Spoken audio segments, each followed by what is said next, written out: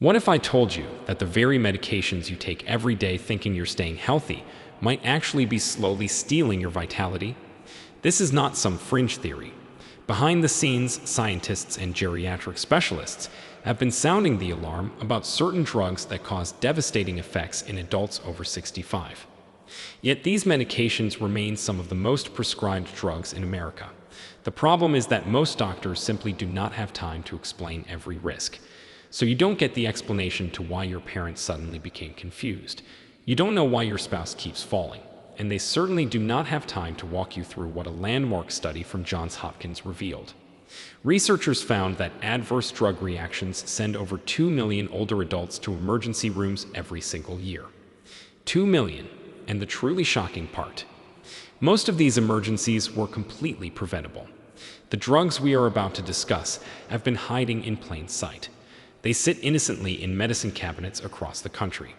Your loved ones take them every morning without fully understanding the risks, and wait until you hear about number 2 on our list.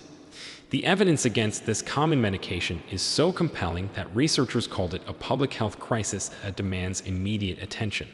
So here is what the latest science wants you to know. Before we dive in, I have 2 questions for you.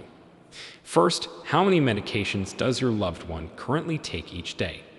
Second, has anyone explained all the potential side effects to them? Drop your answers in the comments below. We are reading and replying to each and every comment. Now, without any further ado, let's get started. Number 5. Diphenhydramine, Benadryl, and sleep aids. Starting at number 5 on our list is a medication that millions of seniors reach for every single night. Diphenhydramine is the active ingredient in Benadryl and countless over-the-counter sleep aids like Tylenol PM, Zizquil, and Advil PM. You can buy it anywhere without a prescription. This easy availability makes people assume it must be safe. That assumption could be harming your loved one's brain. Diphenhydramine belongs to a class of drugs called anticholinergics. These medications work by blocking a chemical messenger in the brain called acetylcholine. This same chemical messenger plays a crucial role in memory, learning, and attention. When you block it, problems can develop. A groundbreaking study published in JAMA Internal Medicine in 2015 followed nearly 3,500 adults aged 65 and older for over 7 years. The researchers discovered something alarming. People who used anticholinergic drugs like diphenhydramine for 3 years or longer had a 54% increased risk of developing dementia. Let that sink in. Taking Benadryl regularly for 3 years increased dementia risk by more than half.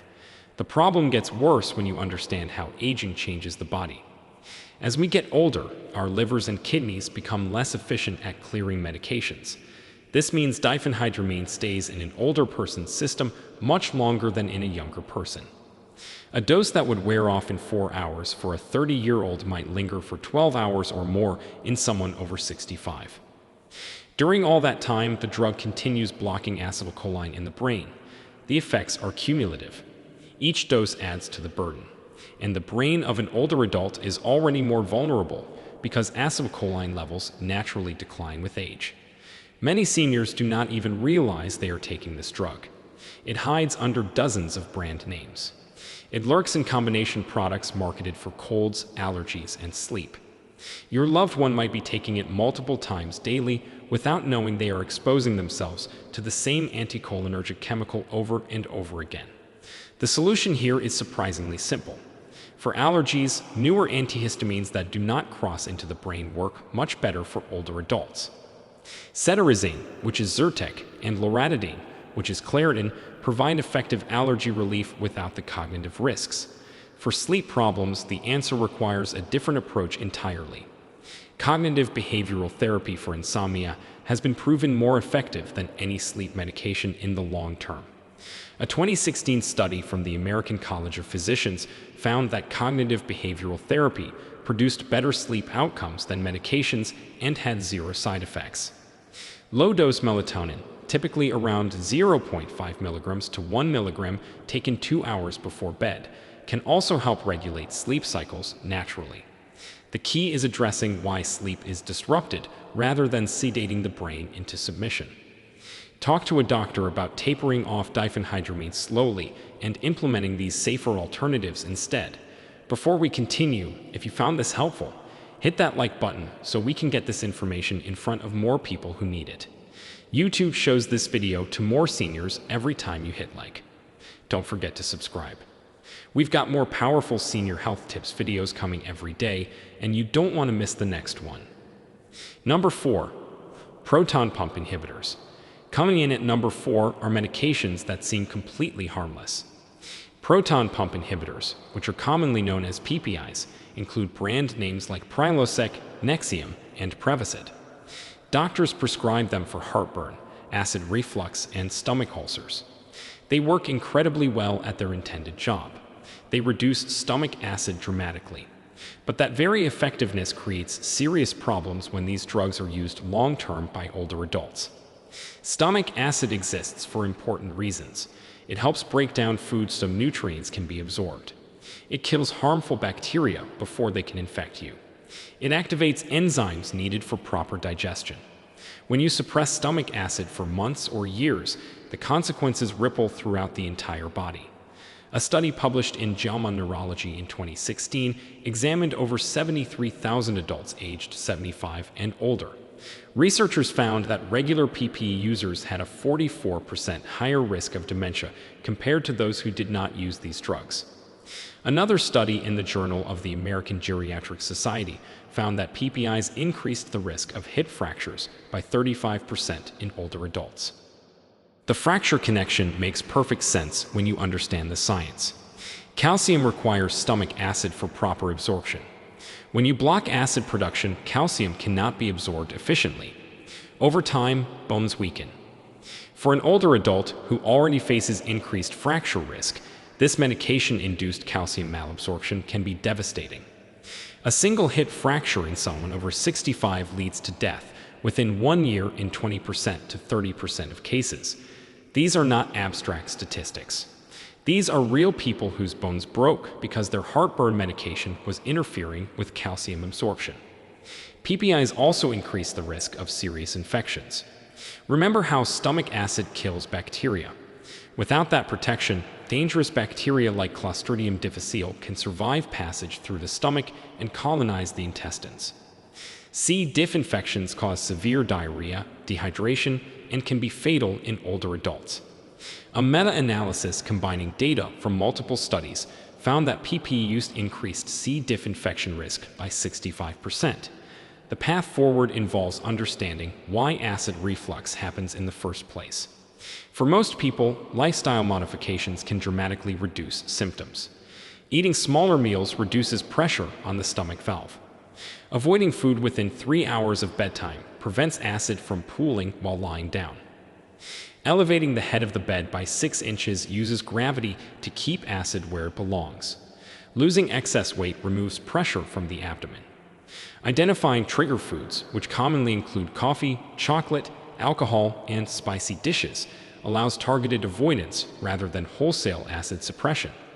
If medication is truly necessary, using PPIs at the lowest effective dose for the shortest possible time minimizes risk. Many people who have taken PPIs for years can gradually taper off with their doctor's guidance and manage symptoms through these natural approaches instead. Number 3. Benzodiazepines. At number 3, we encounter medications that doctors have been prescribing for anxiety and sleep for over 50 years. Benzodiazepines include household names like Xanax, Valium, Ativan, and Klonopin.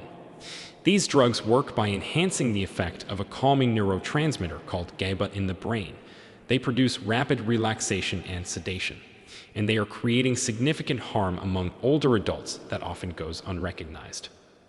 The American Geriatric Society explicitly lists benzodiazepines on its Beers criteria, which is a list of medications that should generally be avoided in people over 65.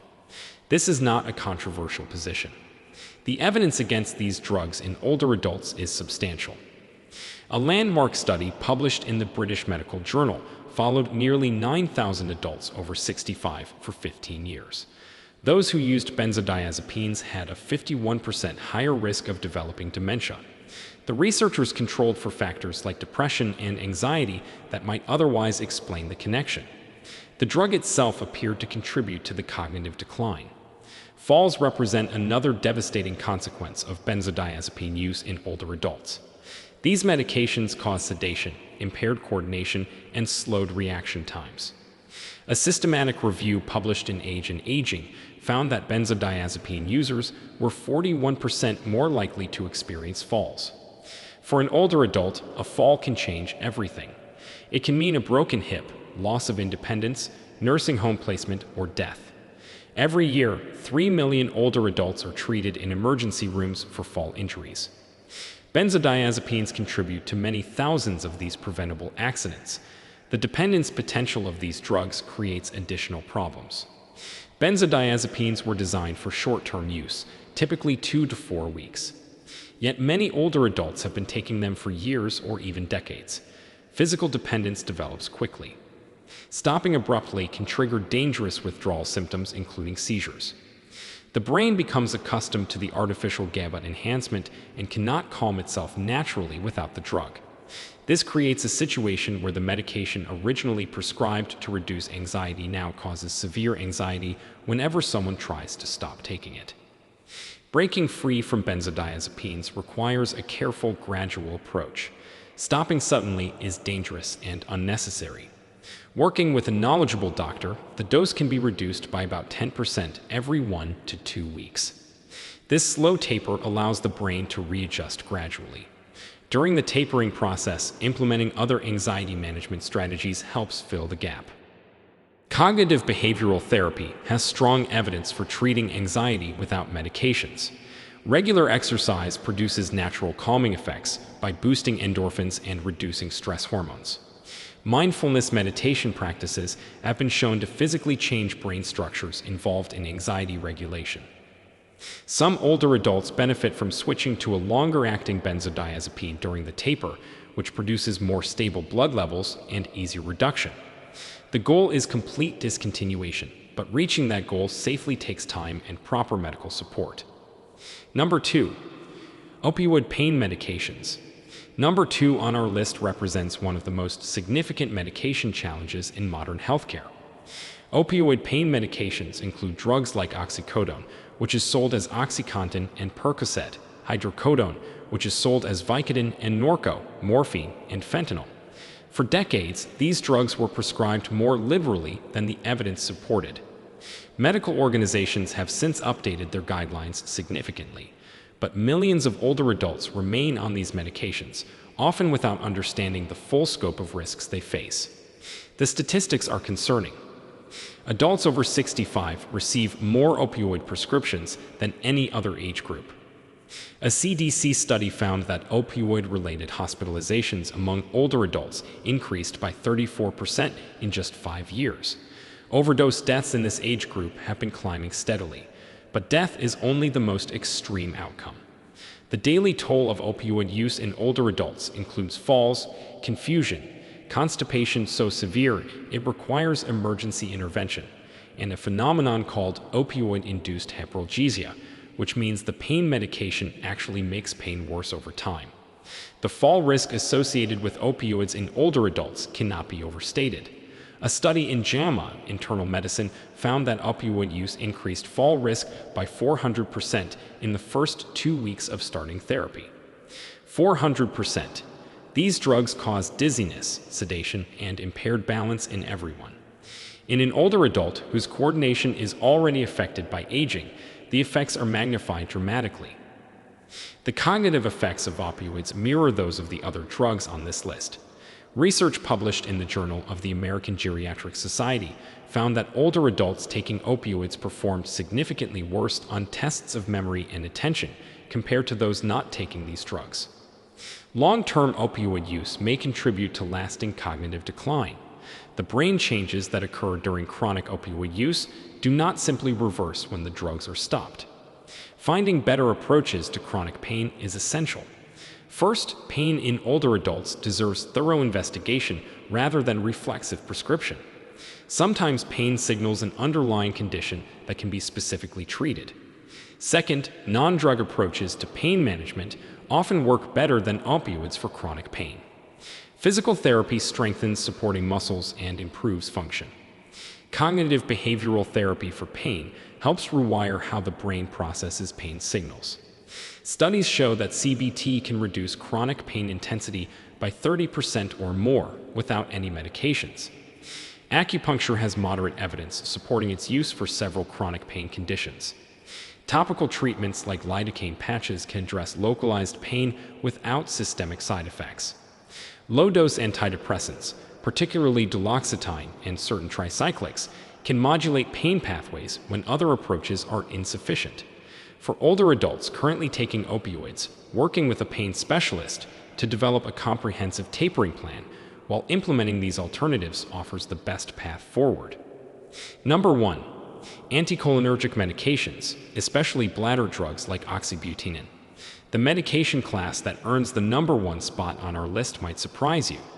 Strong anticholinergic drugs, particularly bladder medications like oxybutynin, which is sold as ditropan, tolterodine, which is sold as Detrol, and solifenacin, which is sold as Vesicare, pose extraordinary risks to older adults that most people never hear about. These drugs are routinely prescribed for overactive bladder, which is a condition that affects millions of seniors, and they may be systematically harming brain function in ways that go unrecognized. We discussed anticholinergics earlier with diphenhydramine. These bladder medications represent the most potent anticholinergics commonly prescribed to older adults. They flood the body with acetylcholine blocking effects. A 2019 study published in JAMA Internal Medicine examined medical records from over 280,000 adults aged 55 and older. The researchers found that strong anticholinergic drugs increased dementia risk by 50%. For each additional year of use, the risk climbed higher. Among the highest risk medications identified were these bladder drugs. The difficult reality of this situation becomes clear when you understand the full picture. Overactive bladder causes urgency, frequency, and sometimes incontinence. It profoundly affects quality of life. It causes embarrassment and social isolation. Seniors desperate for relief take medications their doctors prescribe. They trust that these drugs are appropriate. They have no idea that they may be trading bladder control for brain function. This is not a trade most people would accept if they were fully informed about the risks. The brain effects often go unnoticed at first. Confusion develops gradually. Memory lapses accumulate. Family members might attribute changes to normal aging. The medication connection remains hidden. A study in the Journal of Clinical Pharmacology found that older adults taking oxybutynin showed measurable cognitive decline within just 2 weeks of starting the medication. 2 weeks. Imagine the cumulative impact from years of continuous use. Better options exist for managing overactive bladder. Behavioral approaches should always come first. Bladder training involves gradually increasing the time between bathroom visits, which trains the bladder to hold more urine comfortably. Pelvic floor exercises, which are often called Kegels, strengthen the muscles that control urination. These exercises have been shown to reduce incontinence episodes by 60% or more when performed consistently. Limiting fluid intake in the evening reduces nighttime urgency. Avoiding bladder irritants like caffeine, alcohol, and artificial sweeteners can make a significant difference. Timing medication doses, particularly diuretics, for earlier in the day prevents nighttime problems. If medication becomes necessary despite behavioral approaches, newer options carry lower risk. Mirabegron, which is sold as Robetric, works through an entirely different mechanism that does not block acetylcholine. Studies show it is effective for overactive bladder without the cognitive side effects. Vibegron, which is sold as GEMS, represents another non-anticholinergic option. For older adults currently taking drugs like oxybutynin, discussing these alternatives with a healthcare provider could protect their most precious asset, which is their cognitive health. At the end, there are drugs that work reasonably well in younger adults, but can become problematic in older bodies. Metabolism slows. The blood-brain barrier becomes more permeable. Organs that clear medications become less efficient. These physiological changes transform acceptable risks into concerning ones. Remember, every medication on this list has legitimate uses. None should be dismissed entirely. But informed decision-making requires understanding the full picture.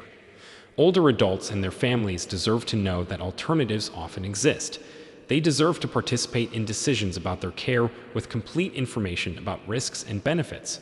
The path forward involves asking questions, exploring alternatives, and advocating thoughtfully for the health of those we love. Share this information with anyone who has a loved one over 65. The conversation might feel uncomfortable. The changes might take effort. But protecting the minds and bodies of our elders is worth every bit of that effort. Also, a quick reminder that this video is for educational purposes only. Always talk to your healthcare provider before making any changes to your medication.